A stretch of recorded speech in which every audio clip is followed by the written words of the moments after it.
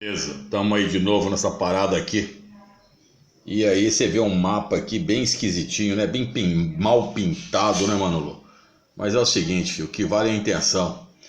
E é o seguinte, aqui são a Europa, clima e correntes marítimas. Se você pegar aqui a Europa, estão pintadas aqui de algumas cores, algumas coisas, filhão. Então aqui você tem esse número 1 aqui, que é o clima polar e também subpolar, tá?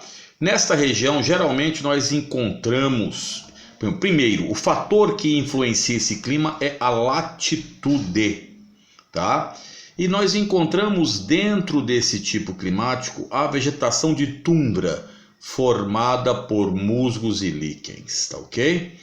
O segundo clima aqui, esse número 2, é o clima das altas montanhas. Tanto aqui no norte, aqui são os maciços escandinavos, quanto aqui no sul, aqui onde nós temos os Alpes, na realidade aqui.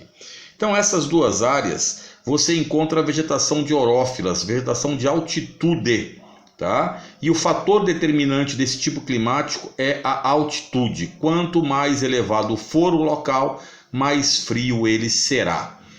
O número 3, né? O número 3 é o clima temperado frio, que abrange essas áreas aqui, tá? Esta área aqui do norte. Você encontra aqui principalmente coníferas, tá ok? O número 4 é esse clima aqui que é o chamado temperado oceânico. Repare essa corrente aqui vermelha, essa corrente é chamada de Gulf Stream, ou corrente do Golfo do México, ou deriva do Atlântico Norte. Ela vem lá do Golfo do México e influencia em todo o clima desta área aqui. Aqui é a Noruega. Aqui nós temos uma cidade, que eu esqueci o nome agora, que chove 325 dias no ano, aquela chuva gelada. Mas essa corrente, ela impede o congelamento desse litoral, filhão. É um litoral cheio de fiordes, que já falei aqui, formados pela crioclastia, o intemperismo físico por crioclastia. Você que assistiu Vikings já deve ter visto aqueles vales profundos. Então aqui é o que nós chamamos desta região aqui do clima temperado oceânico com grande influência da maritimidade.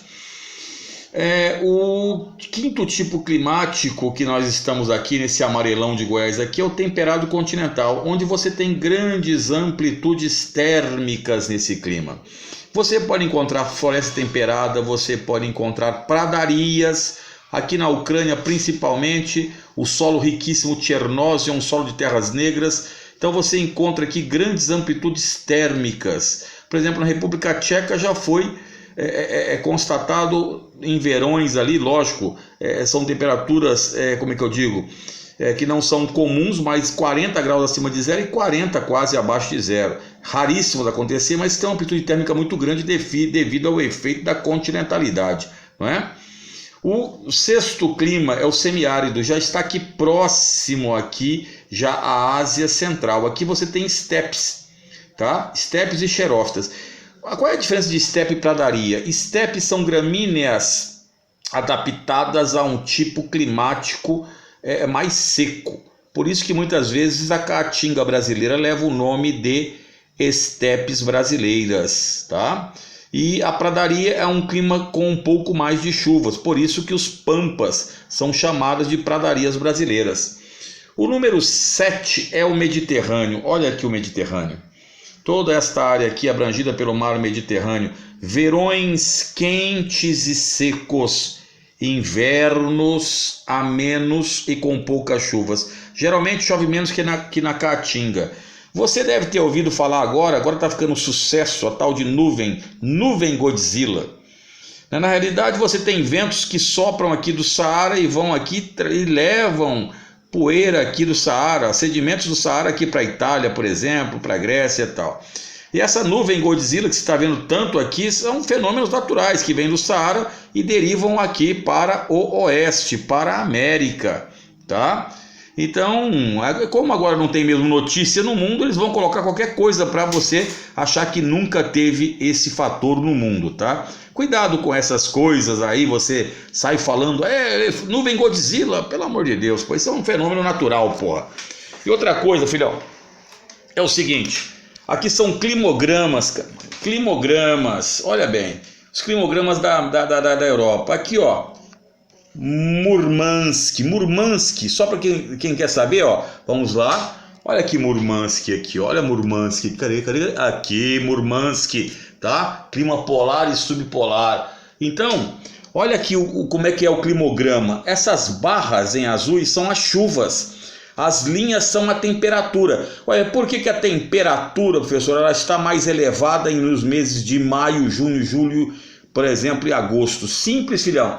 Porque a Europa ela está no que nós chamamos hemisfério norte. Então as temperaturas são invertidas. Inclusive nesse tipo aqui nós não temos temperaturas, temos apenas a precipitação pluviométrica. Deixa eu ver as temperaturas se tem aqui. Ah, tem aqui, ó, lá no final tem as temperaturas aqui. Então você vê o seguinte, que o clima aqui, ó, de Murmansk, por exemplo, os picos máximos de temperatura ficam em torno de 5, 6 graus Celsius, talvez chegando até pouco a 10 graus. Então aí você tem os benditos dos climogramas. Frio alto de montanha, reparem as chuvas bem distribuídas durante o ano. Reparem que a temperatura ela malemar passa de 0 grau, passa acima de 0 grau na época mais quente. O temperado frio que tem também, ele atinge temperaturas negativas e vai chegando aos 15 graus mais ou menos de temperatura. O temperado oceânico, reparem que as chuvas também distribuídas pelo ano, as temperaturas mais elevadas. O temperado continental com uma amplitude térmica da maior para a menor temperatura muito grande. E aí há uma concentração maior de chuvas nos meses de verão. O Mediterrâneo, tá? Verões quentes e secos. O verão aqui atinge 30 graus Celsius. Na Grécia, 40 graus ali você tem facilidade. Então aqui você tem verões quentes e secos e chuvas, e o inverno mais ameno, e o semiárido, não é, com menos chuva do que o Mediterrâneo, também com amplitudes térmicas elevadas. E aí, filhão, aqui você teria mais ou menos um mapa, que eu não cheguei a pintar para não ficar uma situação de vegetação da Europa. Então aí você tem a tundra, formada por musgos e líquens. Provavelmente aqui no número 2 as vegetações de altitude, tanto aqui no maciço da Escandinávia, quanto nesta região aqui dos Cárpatos, aqui dos Alpes. A área 3, por exemplo, que eles perguntam aqui, é a floresta boreal, floresta de taigas ou boreal de coníferas, que abrange toda esta área aqui, pega a Suécia, pega a Finlândia, pega a Rússia, uma área considerável.